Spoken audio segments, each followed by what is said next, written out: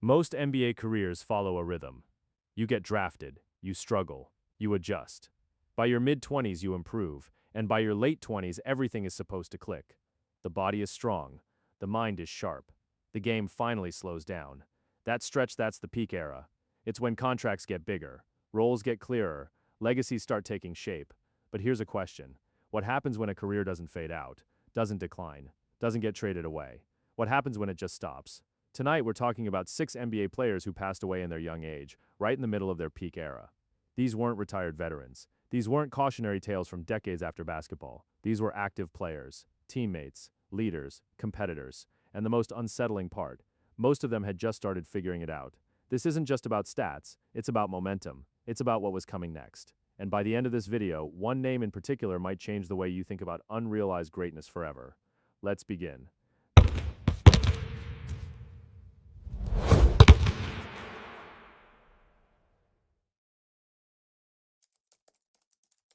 Jason Collier doesn't get mentioned in what-if debates very often, but maybe he should. Drafted 15th overall in 2000, Collier entered the league as a skilled 7-footer with a soft shooting touch and high basketball IQ. He wasn't explosive, he wasn't flashy, but he was dependable. And in the NBA, dependable keeps you employed.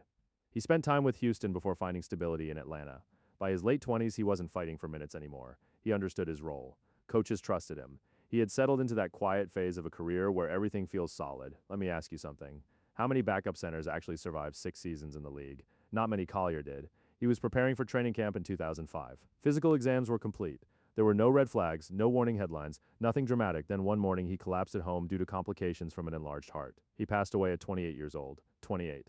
That's not the end of a career. That's the middle of it. And Collier's story sets the tone for what makes this list so heavy, because from here the names only get bigger. Number 5, Eddie Griffin. Eddie Griffin was different. When he entered the league in 2001, he wasn't seen as a role player. He was seen as a potential star. Long arms, shot blocking instincts. Outside shooting range in today's NBA, he would have been called a modern stretch 4. Back then he was ahead of his time. As a rookie and sophomore, he showed flashes that made scouts nod in approval. There was real upside there, but here's where the fear sets in. Talent doesn't guarantee stability. Off the court, Griffin struggled with substance abuse. Teams tried to support him. Coaches tried to mentor him. There were interventions, there were second chances. And still, he was only 25.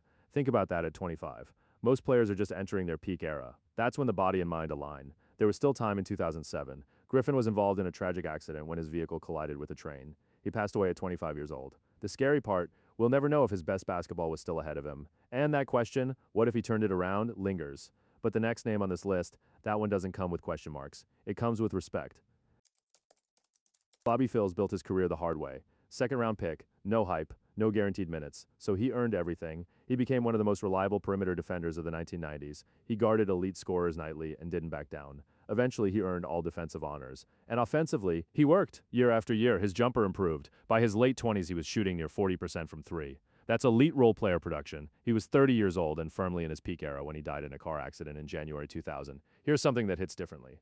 Phil's wasn't chasing stardom. He had already become exactly what he needed to be. He had figured it out, and just like that, it was over. Charlotte retired his jersey, not because of scoring titles, because of who he was. Now, quick question. Who's the first teammate you think of when you hear Kevin Garnett's name? Probably not Malik Sealy, but maybe you should. Malik Sealy was the glue.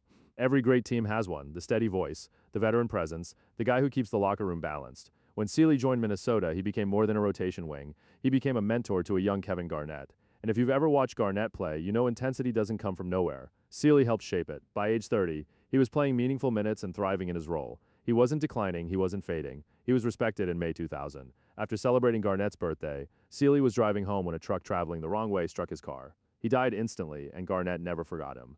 Jersey retired, tributes worn, tattoos inked. When we talk about peak eras, we usually focus on individual greatness, but sometimes the real impact is invisible. And that brings us to someone whose greatness was anything but invisible.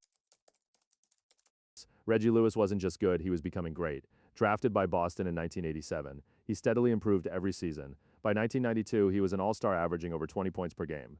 Boston was transitioning from the Larry Bird era. Lewis was the future, smooth mid-range, explosive first step, defensive presence. He wasn't just filling a gap, he was leading. Then came the warning signs. He collapsed during a playoff game in 1993 due to heart irregularities. That offseason, during a practice session, he suffered cardiac arrest and passed away at 27 years old. 27, right in the center of his peak era. Imagine being a franchise ready to build around you. Imagine just starting to carry that weight. And then it's gone. Boston retired as number 35. but what they really lost was time. And now we reach the final name, the one that changed international basketball forever. Dražen Petrovic wasn't just an NBA player, he was a symbol before joining the league. He dominated European basketball. Championships, scoring titles, fierce competitiveness. When he arrived in the NBA, there were doubts about European players. He erased them with the New Jersey Nets. He became a 20-point-per-game scorer and one of the most fearless shooters in the league. At 28 years old, he was firmly in his peak era. Some believed he hadn't even reached his ceiling yet, in 1993. During the offseason, Petrovic died in a car accident while traveling in Europe. He was 28 and his passing didn't just impact one team, it reshaped how the global basketball community felt. Let me leave you with this. How many international stars today might not have had the same pathway without him? Sometimes influence isn't measured in championships. It's measured in doors open, 6 players, 6 different paths, all passed away in their young age. During their peak era, some were stars, some were role players, all were still building something. And maybe that's what makes this so powerful. Because when a career declines naturally, we understand it. When it stops suddenly, we don't. If this video made you appreciate the game a little deeper, if it made you look at today's young stars with a different mindset, then make sure you're subscribed. Because on this channel, we don't just talk highlights. We talk legacy, we talk context, we talk about the stories that actually matter. Hit subscribe, turn on notifications, and stay locked in, because the NBA story is still being written, and you don't want to miss what comes next.